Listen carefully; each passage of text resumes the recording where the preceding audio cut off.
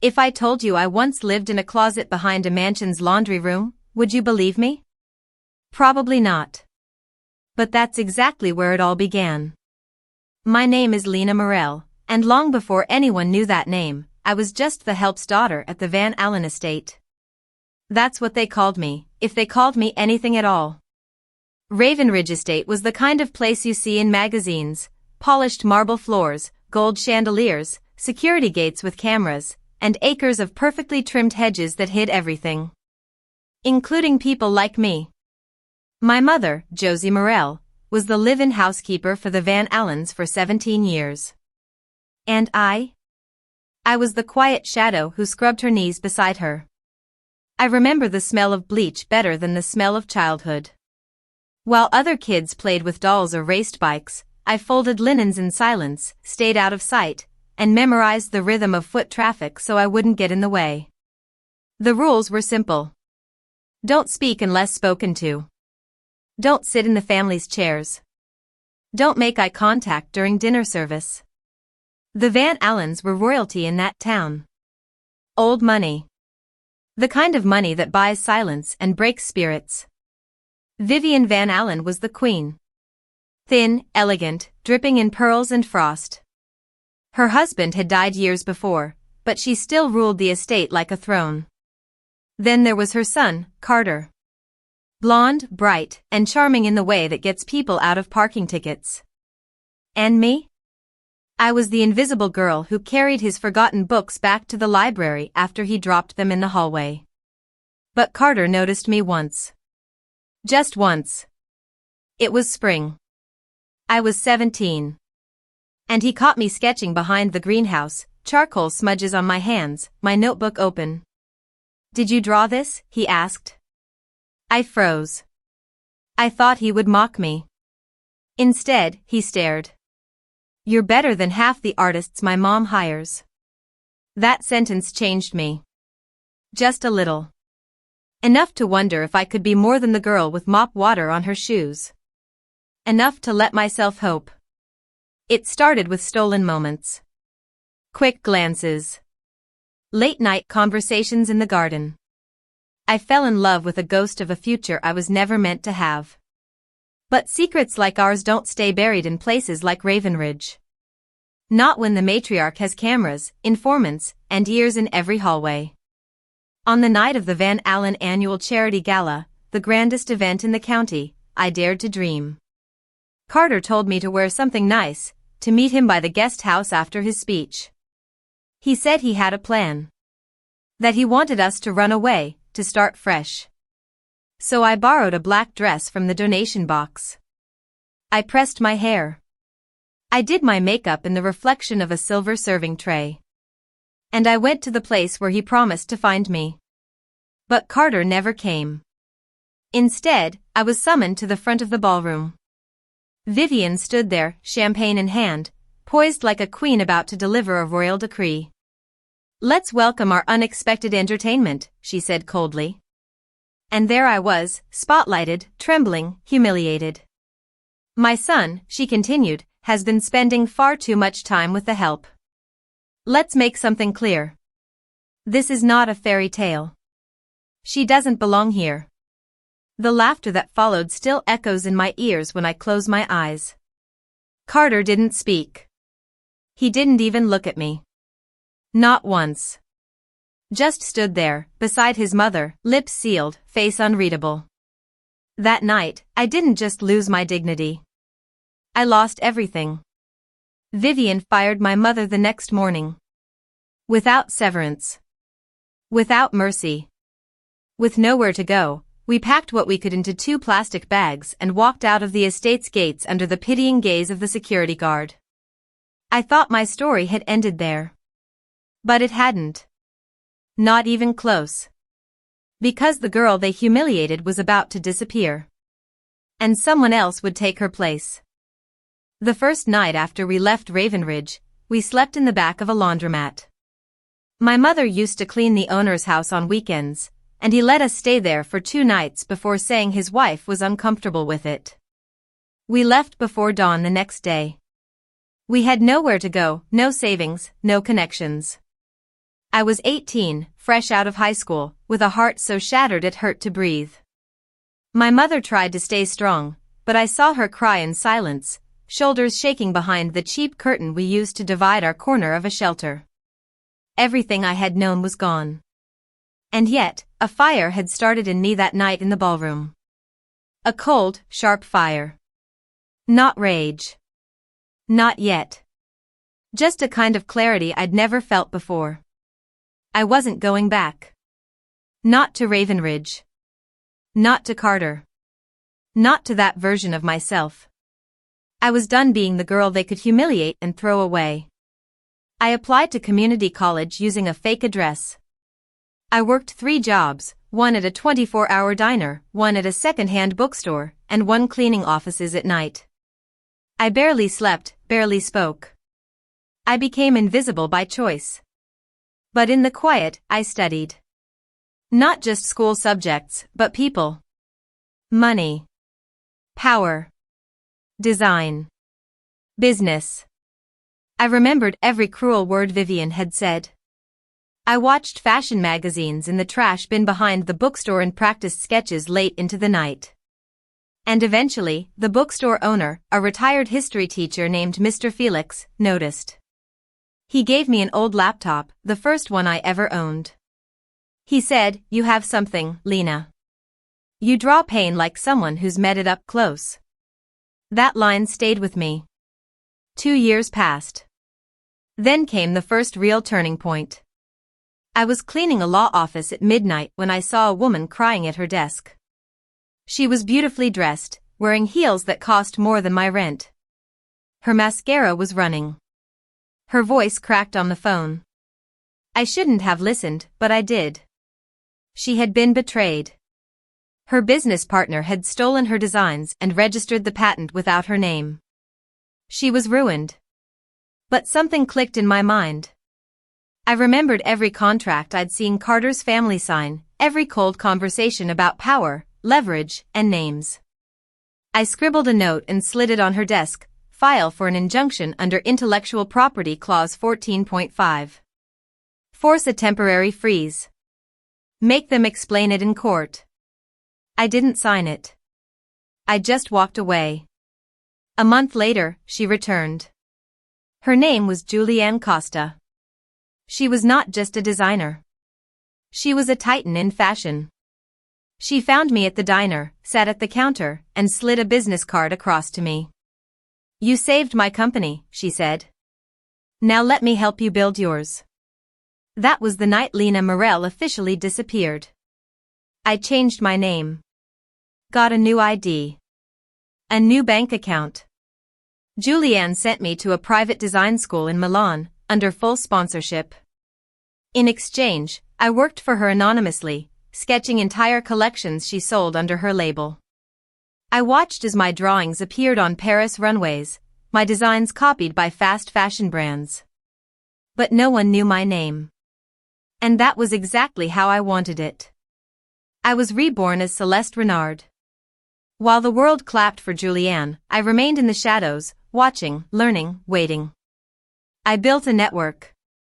Launched a hidden e-commerce fashion line under a ghost brand, targeting the same elite crowd that once laughed at me. I made millions within 18 months. Silent money. Clean. Invisible. Every time I passed a designer store window and saw a celebrity wear a piece I created, I didn't smile. I didn't celebrate. I just added a check mark to the list in my journal. At the very top of that list, underlined in red, was the word Ravenridge. Because while they thought they had broken me, I was building a storm. And soon, it would come knocking at their gates. It was the scent of lavender and polished marble that hit me first. Ravenridge Estate hadn't changed a bit in 10 years. The same wrought iron gate. The same gravel crunch under tires. The same stone lions guarding the entrance like proud, silent witnesses to generations of privilege. But this time, I wasn't arriving on foot, clutching my mother's arm and a trash bag. I was arriving in a black Aston Martin, rented for effect, with tinted windows and a custom-tailored white pantsuit from my own hidden label. My name was no longer Lena Morel. I was Celeste Renard, an award-winning design consultant known for turning forgotten brands into global empires. At least, that's what the papers said. That was the name Vivian Van Allen would see on the guest list when she reviewed the donor profiles for her annual Winter Gala.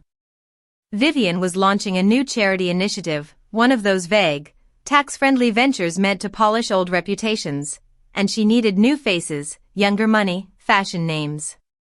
My team had worked behind the scenes for months to ensure my brand made the invitation list. And now, here I was, back on the estate grounds I once scrubbed on my knees. No one recognized me.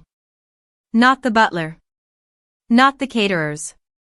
Not even Carter. He walked right past me in the foyer, taller now, still camera-ready with his carefully careless hair and smile. But something in his eyes was different. There was a weight there. His shirt cuffs were wrinkled. His laugh hollow. Time hadn't spared him either. Vivian, on the other hand, was still every bit the queen.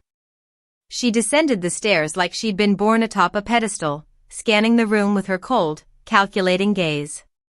She stopped when she reached me. "You must be Miss Renard," she said, extending a manicured hand. "We've heard so much about your work." "Only good things, I hope," I replied with a smile that didn't reach my eyes. I had practiced this moment 1,000 times. My voice steady. My posture perfect. No trace of the girl they'd shamed a decade ago. Vivian smiled, the kind that never touches the soul. "We're delighted to have you." I toured the estate that evening like a stranger. Room by room, memory by memory. I visited the servant quarters, now turned into an art gallery. The closet I once lived in was now a wine cellar. I stood there for a long time, running my fingers along the stone wall, remembering the nights I cried myself to sleep listening to the parties upstairs. In the main hall, I was approached by a woman in a navy dress with silver streaks in her hair.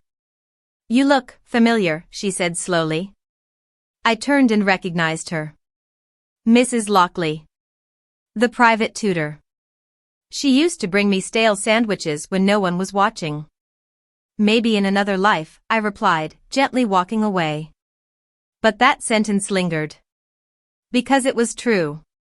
This was another life. And it was time for the next move.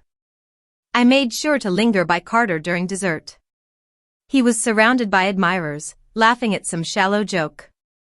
I stepped close, careful, measured. When his eyes met mine, he faltered. "Have we met before?" he asked. "Maybe in passing," I said, tilting my head. "But I'm not the type people remember." He laughed nervously, confused by the glint in my gaze. We exchanged polite pleasantries. Business cards. Promises of potential collaboration.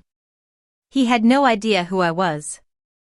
And that stung more than I expected. But it also proved my disguise was perfect.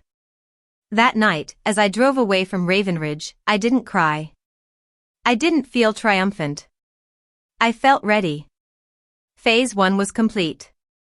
Re-entry. Phase 2? Exposure. Because behind every secret in that house was a fault line.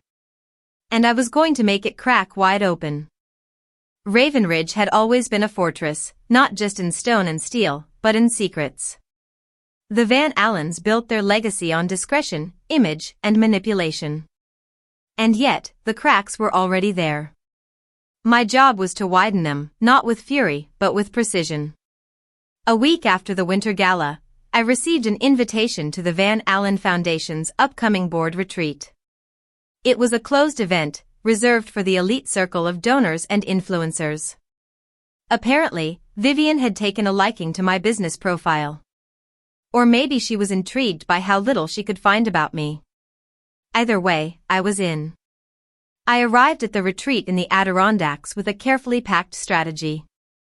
I had studied every board member, their investments, their skeletons. Vivian's second husband, Claude, was knee-deep in silent fraud allegations. Her niece, Bethany, ran a wellness brand funded through shady crypto. Even Carter had taken a sharp decline, now acting as chief development officer of a failing real estate tech firm. Their empire was glittering from the outside, but brittle underneath. At dinner that evening, I let Claude corner me. He mistook my calm for shyness. Men like him always did. "You're the designer, right?" he slurred slightly, swirling his wine. "Tell me, what's your take on real estate branding? Think you could make a hotel sexy?" "Anything can be made seductive," I replied coolly, "even a house of cards." He blinked at me, thrown off. "What's your story, Celeste?" "Just a girl who watched the wolves and learned to walk among them," I answered. That night, as the board drank themselves blind, I wandered the estate's digital network using a keycard I borrowed from Bethany's purse. I accessed donor files, private messages, and board minutes. Hidden among encrypted PDFs, I found something I'd been praying for, a financial transaction that traced back to Carter, dated the day before my mother was fired and evicted. A large donation labeled Reinventing discretionary payout. Reinventing was the name of the firm Carter's father used to clean up internal family scandals. Which meant that my mother's firing, and our removal, was not spontaneous. It was planned. Bought. Likely as a cover-up. I downloaded the files and stored them in multiple drives. The following day, I sat beside Carter on the terrace, sipping black coffee. His hands trembled slightly. "Rough night?" I asked. He chuckled. "You could say that. These board weekends are more about keeping secrets than sharing visions." "And what's your secret?" I asked, feigning curiosity. Carter looked at me with a flicker of something real. "Guilt, maybe. I used to think I was the good guy," he said quietly. "Turns out, I'm just another Van Allen." There it was. The crack. "Then maybe it's time to redefine the name," I said gently. He looked up. "You know, you remind me of someone." I smiled. "Maybe someone you forgot." That night, I sent an anonymous file to a financial journalist I had met years ago in Milan. I included the Reinventing document and a teaser, *, the Van Allens built a house of mirrors. Let's show the world what's behind the glass. *. I didn't sign it. I never did. But in less than 72 hours, the first article went live. "Power, Property, and Payouts, is Raven Ridge hiding a legacy of silence?" The headline was subtle. But the ripples were immediate. Vivian called for an emergency board meeting. Claude disappeared to the south of France. And Carter? Carter texted me. "Can we talk? Alone. Please, ****. I stared at the screen for a long time before replying. "Of course. Come to my studio. Tomorrow night. Midnight, ***. Because now the real game was beginning. And I was done hiding. The studio was quiet. Just the low hum of city traffic outside and the rhythmic click of my heels on concrete floors. I had chosen this space on purpose, high ceilings, steel beams, glass walls. A reflection of who I had become. Transparent, sharp, and impossible to ignore. Midnight arrived, and with it, Carter Van Allen. He looked different in the fluorescent light. Paler, thinner, the shadows beneath his eyes deeper than I remembered. He wore no coat, just a crumpled white shirt and dark slacks. There was something unraveling in him, and I saw it the second he stepped through the door.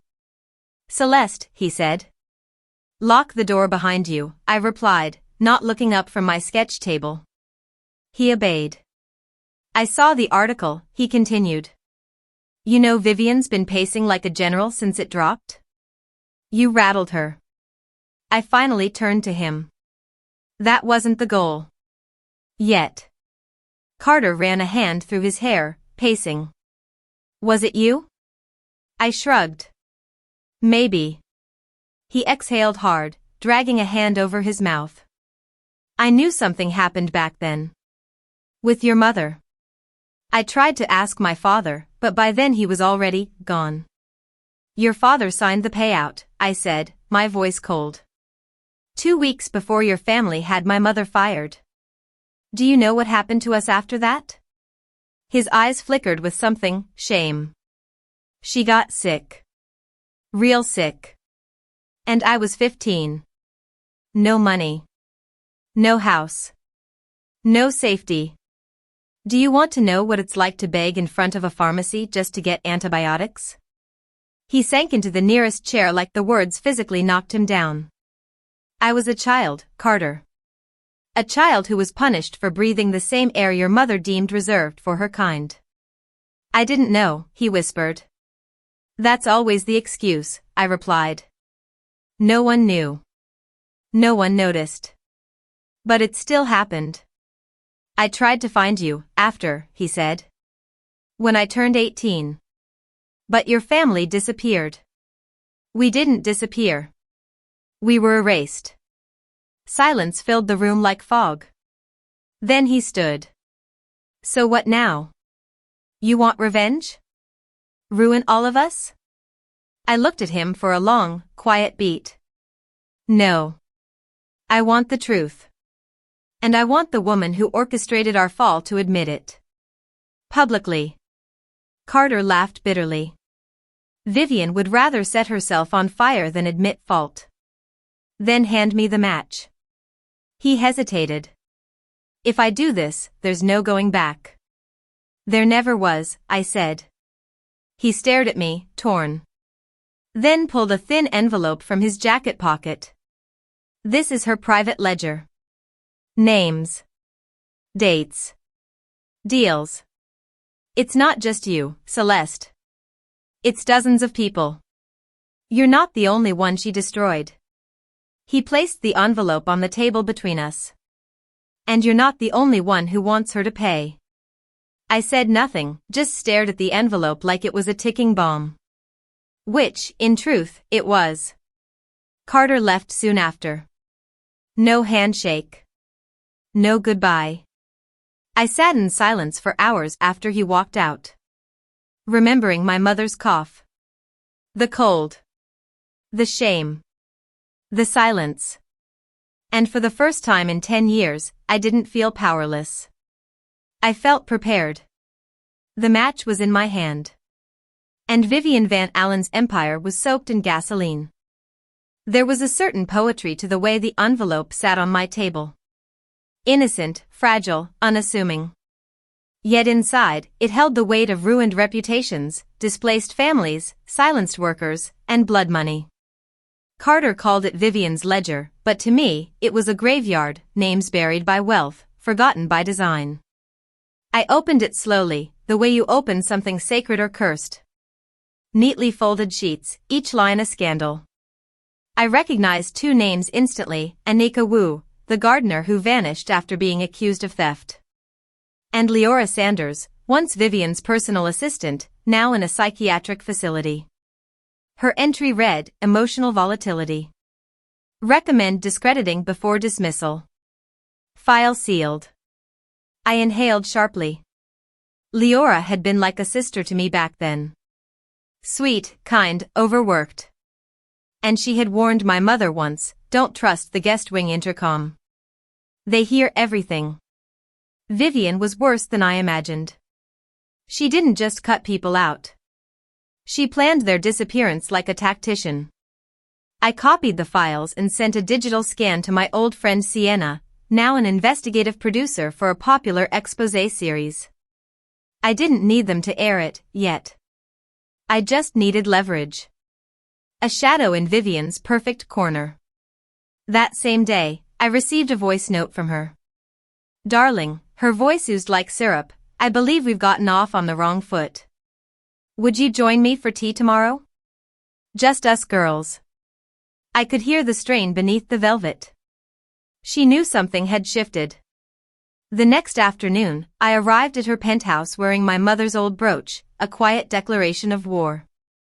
Vivian greeted me in a silk robe, smiling like nothing in the world had changed. White tea or jasmine, she asked. Whichever pairs best with your lies, I answered softly. Her smile froze for a split second. Then returned.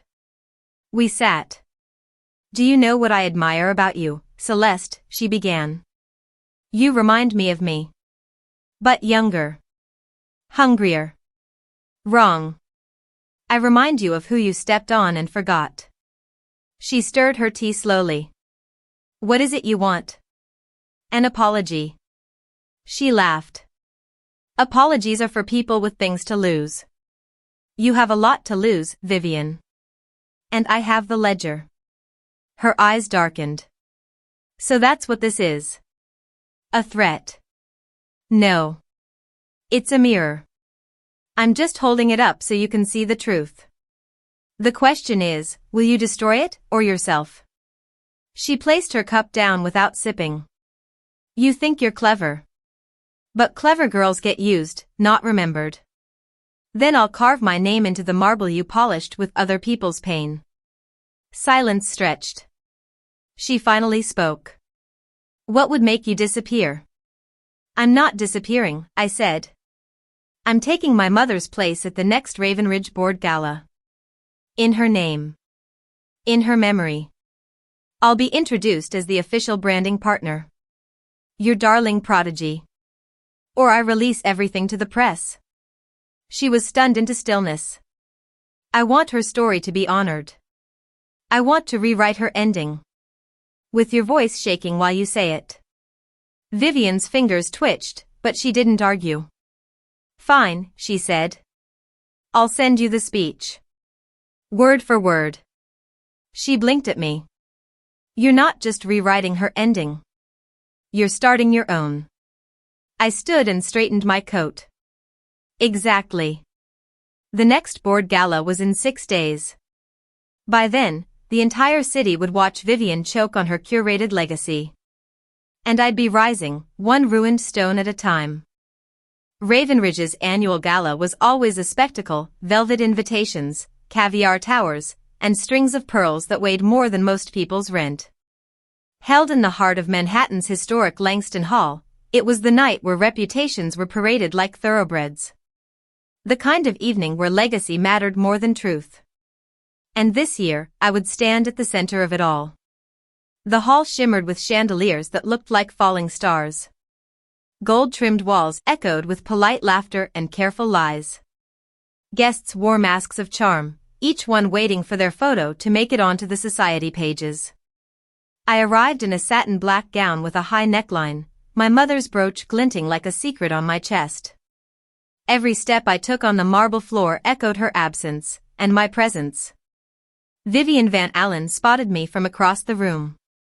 She wore crimson, bold and dangerous. But her eyes gave her away. She wasn't in control tonight. I was. The program had changed, subtly. A last-minute addition was made to the speaking list, Legacy Tribute, in honor of Marjorie Duvall. A name they once erased would now echo through this hall, whether they liked it or not. I waited near the curtained side stage, fingers wrapped around the speech I had written. Not for me.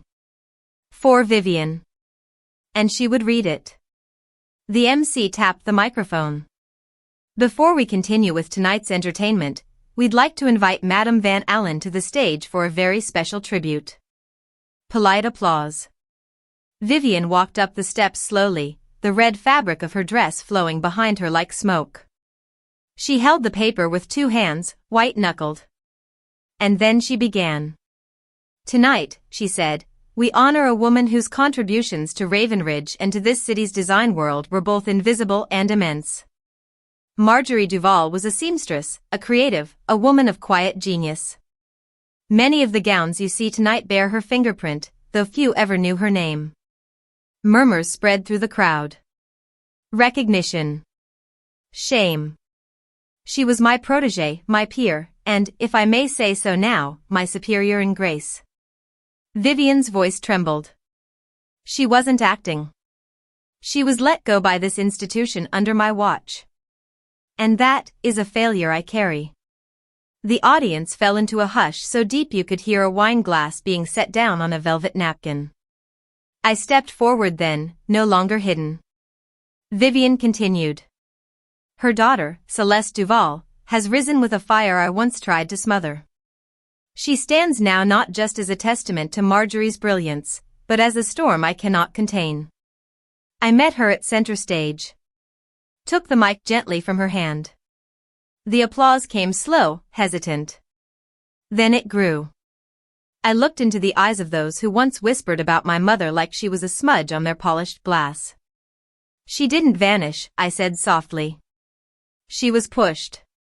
And now, her name was carved in gold on every program in the room. I descended the stairs with Vivian behind me. Her shoulders sagged as if decades of cruelty had finally found their weight.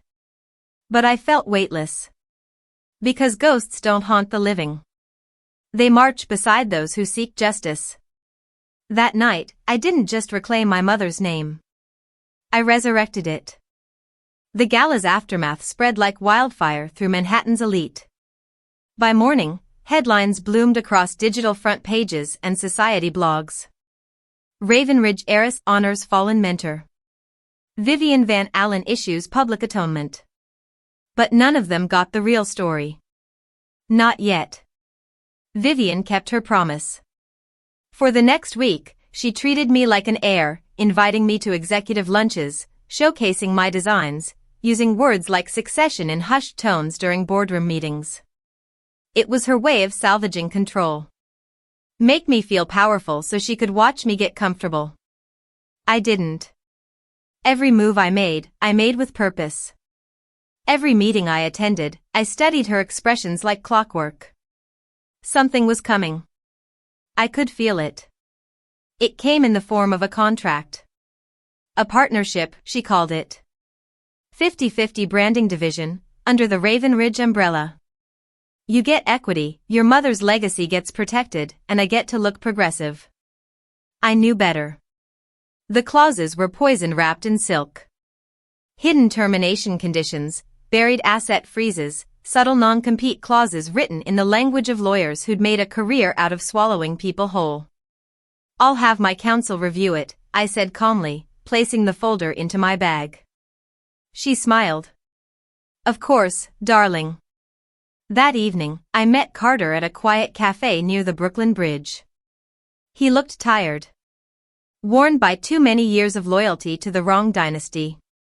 She's grooming you to replace her publicly, he said. But she's rigging the back end so she can pull the rug out after you sign. I figured, I said. She thinks you're chasing legitimacy. You're not. I'm chasing the end of her story, I replied. Then I slid the ledger across the table to him. The original, I said. I made copies. But this is for you. Carter looked at me, stunned. Why? Because you knew.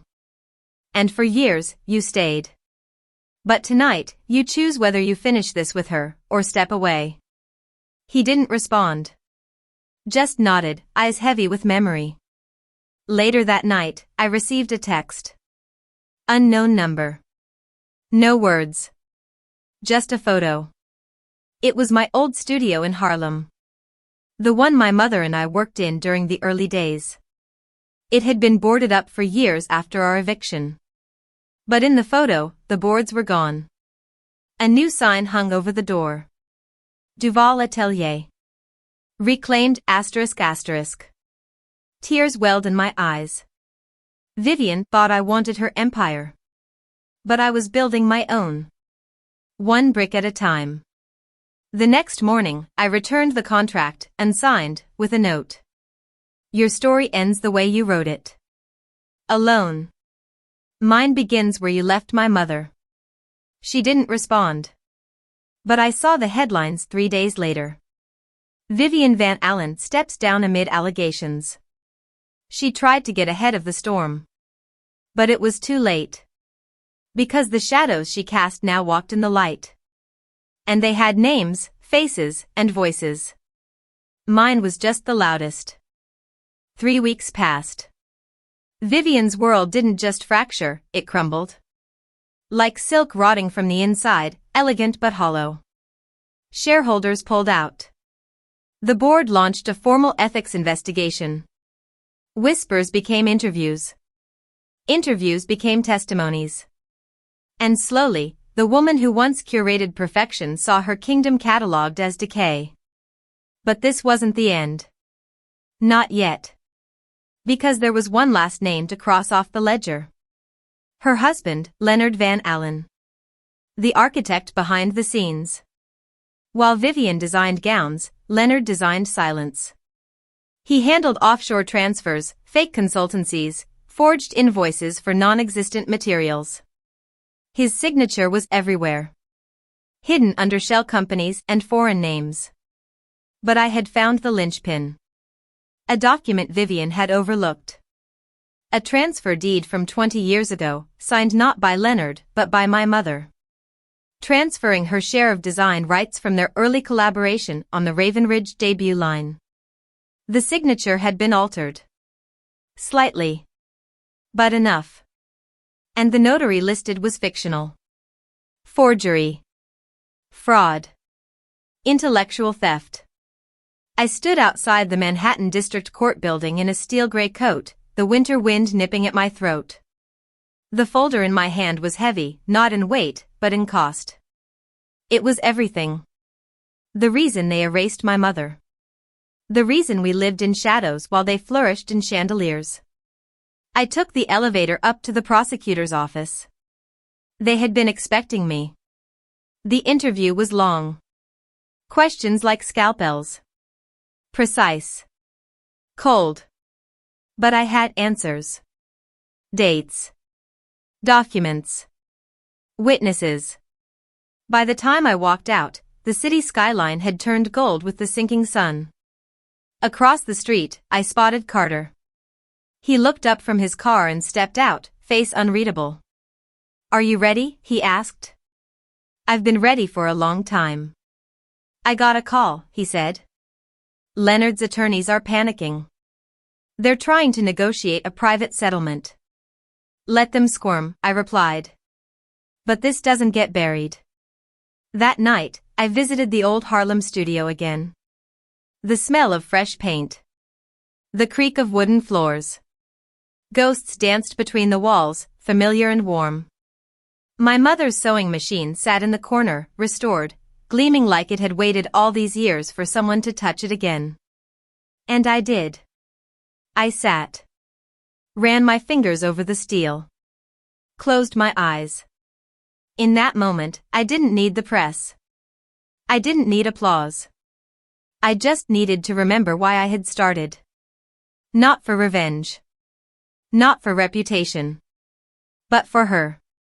Because in a world that once called her replaceable, I would make her unforgettable. And then, a phone call broke the silence. It was the assistant DA.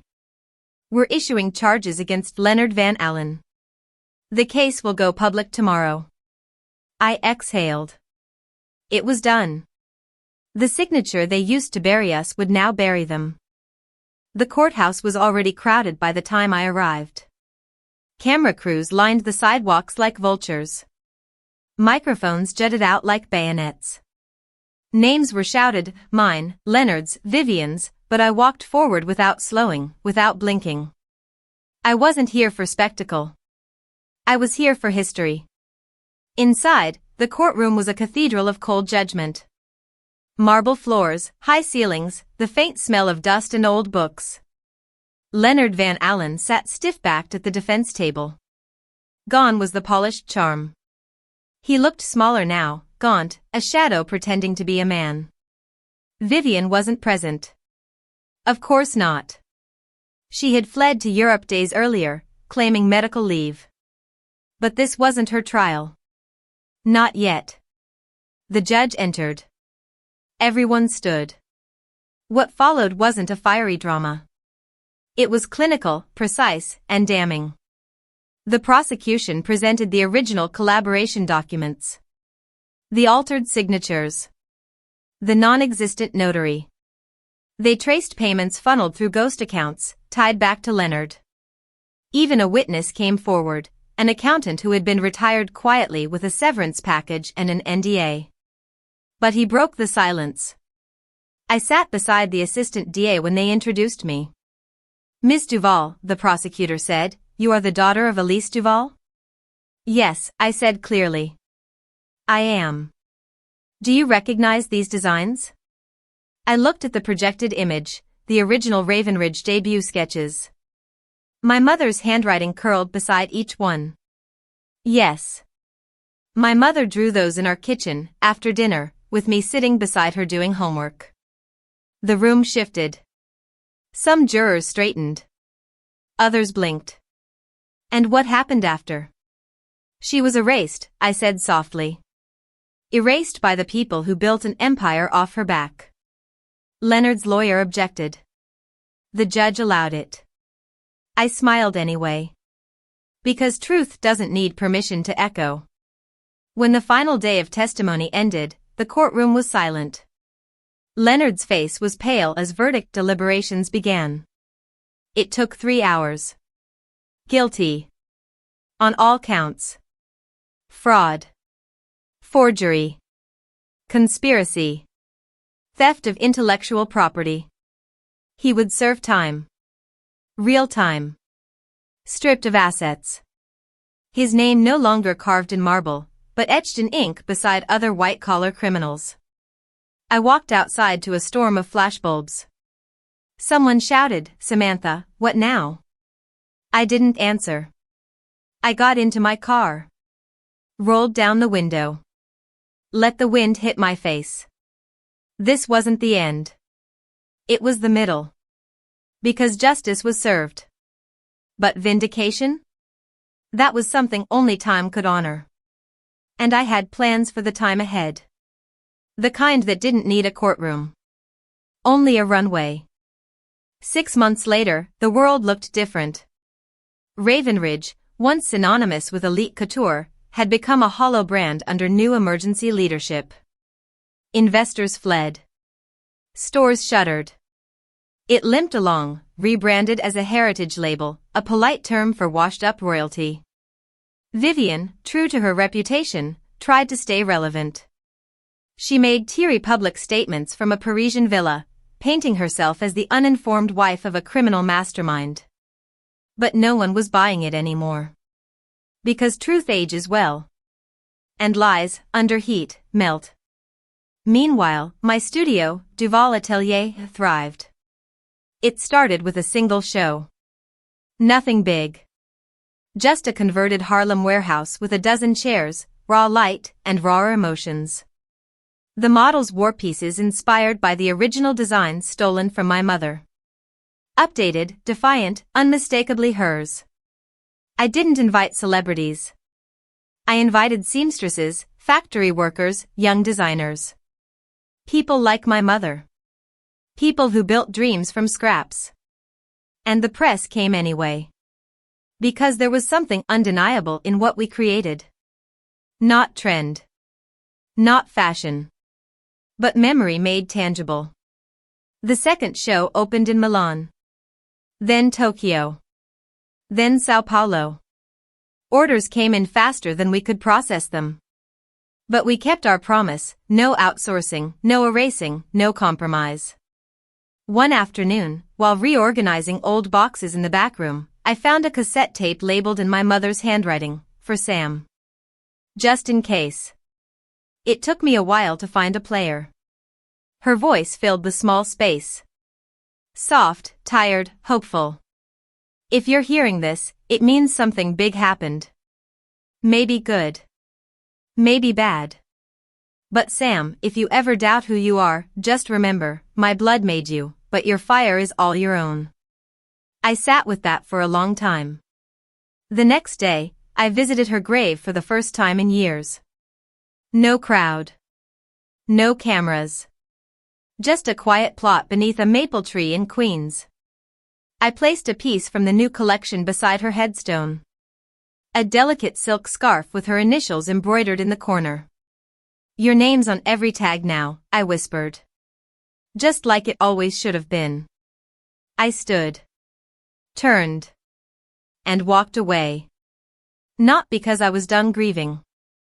But because I was finally living. Not under a stolen shadow. but in a legacy reborn by fire.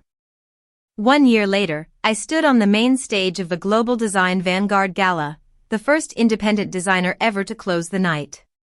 Not because I lobbied. Not because I begged. But because the industry had no choice anymore. They could no longer pretend the name Duval wasn't relevant. Could no longer keep that name off their lips, their billboards, their press. I wore one of my mother's reimagined pieces. A sleek black floor-length gown with asymmetrical hand-stitched patterns lifted directly from her old sketchbooks. A subtle floral motif running down one shoulder. Understated. Immaculate. When the announcer called my name, I stepped into a spotlight that once belonged to thieves. I didn't speak like a winner. I spoke like a daughter. My mother used to tell me that beauty wasn't about attention. It was about memory. About the things people felt when they looked at something honest. For years, she was made to feel small. Disposable. Her designs stolen. Her name erased. A hush fell over the room. But not anymore. I held up the small gold award, Design House of the Year. She didn't need revenge. I did. She only ever wanted to be seen. So tonight, this isn't for me. This is for Elise Duval. A woman the world tried to forget. I didn't cry. Not on stage. I saved that for later, in the car, when Carter reached across the console and took my hand. He had stayed. Through everything. Not as a rescuer. But as an anchor. He never tried to dim my fury, only reminded me not to drown in it. The next week, we unveiled the Duval Foundation for Underrepresented Designers. Fully funded. No strings. No pedigree requirements. Just ideas, resilience, and room to rise. Applications poured in from places you'd never find on a fashion map. And that was the point. Not to replace the system. But to rewrite the map entirely. Years from now, they'll tell our story differently. Not as a scandal. Not as a courtroom drama. But as a woman who took back what was hers with fire in her heart and precision in her hands. They'll say Samantha Duval resurrected a forgotten legacy and stitched her mother's name into every runway, every skyline, every archive that once shut her out. And finally, the world will say her name. Not in passing. But in reverence.